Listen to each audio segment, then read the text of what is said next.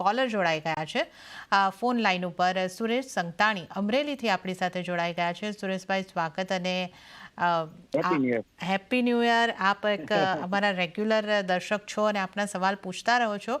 તો 2024માં તમારો પોર્ટફોલિયોનું કેવું પરફોર્મન્સ રહ્યું છે?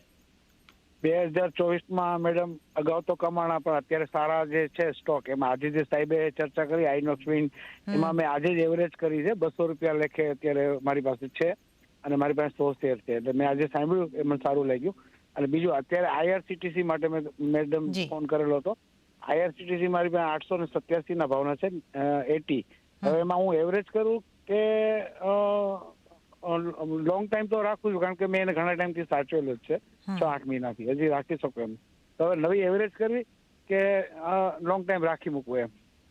જી, આપણે તેજસ્વી આપણી સાથે જોડાયા છે. તેજસ્વી, આમ સુરેશભાઈને આપણે કઈ રીતની સલાહ આપીશું? એમની પાસે અત્યારે 80 સ્ટોક છે IRCTCના અને લગભગ 97-98 રૂપિયાની ખોટ પ્રતિ શેર એમને જઈ રહી છે. તો એવરેજ કરવું જોઈએ કે હોલ્ડ કરીને રાહ જોવી જોઈએ? કઈ રીતની આપની સલાહ રહેશે?